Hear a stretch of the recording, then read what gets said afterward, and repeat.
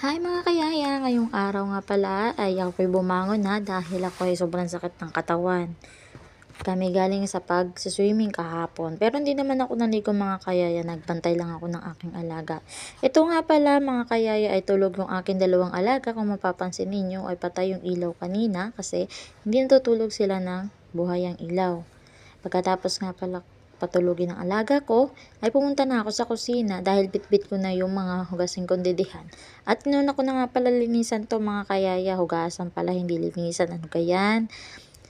Hinugasan ko na muna itong mga hugasan mga kayaya kasi wala namang maghuhugas kasi yung aking kasama ay sinama ng amo ko kasama yung tatlong bata pa. Pumunta sila dun sa kanyang kapatid kasi ngayon ay araw ng pamilya.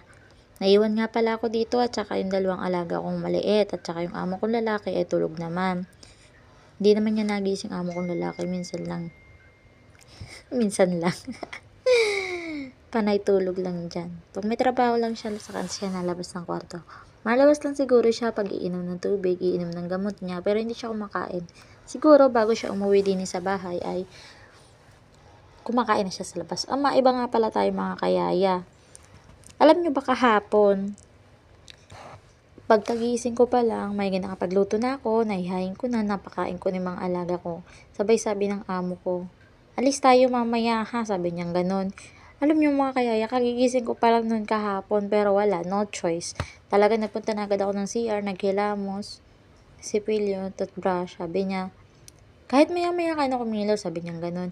E di ginawa ko, naligo na ako mga kayaya, para bago ako umalis ay maligo na ako at malinis na ako. Ang sabi ng amo ko, huwag ka mag-uniform, suotin mo yung pang swimming. Eh di sinunuot ko, mas rin ako eh. Syempre mga kayaya, kailangan advance ang ating isip. Nagdala na din ako ng uniform ko. Itong suot ko ngayon mga kayaya, yan po yung dala ko kahapon. Alam niyo nangyari kahapon? Sobrang saya ko na sana kasi maliligo sa dagat. Diyos ko, dumaan kami doon sa kapatid niyang si Payat na sobrang arte, daming utos. Kasi mangot na lang ako mga kayaya kahapon.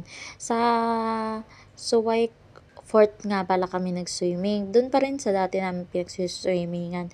Nung oras na kami umalis dito kahapon, mga 4 p.m. na mga kayaya.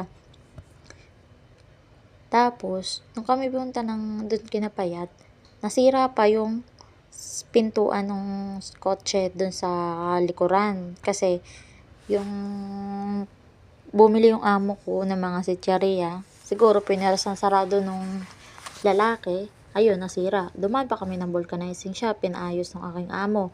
Pagkatapos nun, sinundo namin si Payat, pumunta kami ng tabing dagat. Nakita ko na naman doon yung mga kababayan natin mga lalaki na nagbabasketball. May mga babae din na nanonood at may mga nagiinuman din sa tabing dagat. Gabi na yun, kasi anong oras kami naalis dito lagi, hapon na. Umalis kami doon nga pala mga kayaya ay mga alas 11 na ng gabi.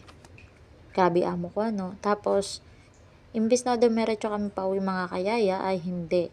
Dinaan pa namin syempre si Payat doon sa kanilang bahay. Alam, dalay namin din pa uwi yun. Maiba na tayo. Maya-maya na tayo magkwentuhan ulit. Ayan nga pala mga kayaya. Nimiss ko na nga pala yung mga hinugasan ko kanina mga kayaya. Nag-init nga pala ako ng tubig dyan mga kayaya. Ayan yung didihan nga pala mga kayaya. Ay dinala ko na muna din sa kwarto. Ay diba? Madilim. Parang mundo ko yan pag iniwan mo kung madilim talaga. Ayan nga pala, sobrang pagtitiis ko mga kaya, hindi ko na natagalan ng kayanan.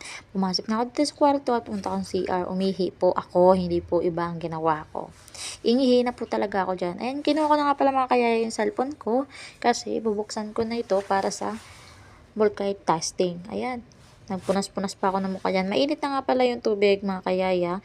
Kaya isasalin ko na yan dyan sa 2 thermos na maliit. Kung sa atin po yan ay tumbler. Yan, diyan ko po inilalagay ang mainit at tubig nung para sa didihan ng aking dalawang alaga mga kayaya.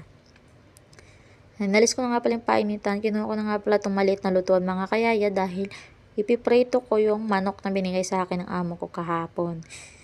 Alam nyo ba mga kayaya, balik tayo sa topic natin kanina. Yung, di ba nakasuot ako ng pang swimming.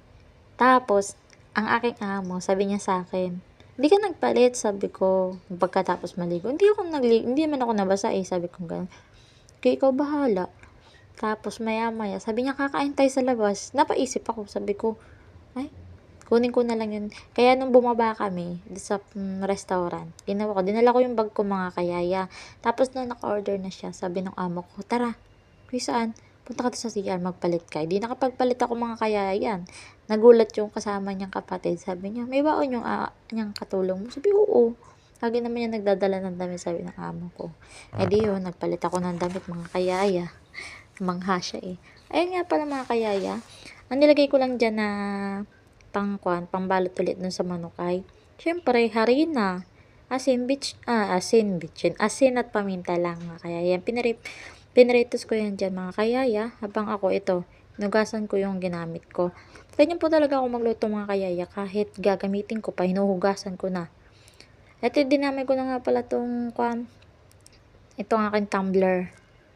Ayan, bili yan ng kaning amo. Itong isang kulay blue naman, mga kayaya, ay tumbler ng tubigan ng aking alaga. Ayan nga pala yung pet bottle ko kahapon, mga kayaya. Nilamnan ko na ng tubig at nilagay ko sa freezer. Kinuha ko na din pala, mga kayaya, dyan yung aking nilaban. Ayan yung sinuot ko kahapon, mga kayaya. Hindi na nakapag-picture kasi alam nyo na, maarte yung kasama ng amo ko. Hindi kagaya ng pag kami-kami lang, nakakapag-picture ako. Eh, pag siya, hindi. Ayan, dinala ko na nga pala dito sa kwarto mga kayaya, yung mga damit ko. At diretso na ako dito sa kwarto ng alaga ko mga lalaki. Ayan, sinampay ko na dyan mga kayaya yung aking kumot. Excuse me mga kayaya, ay, sorry.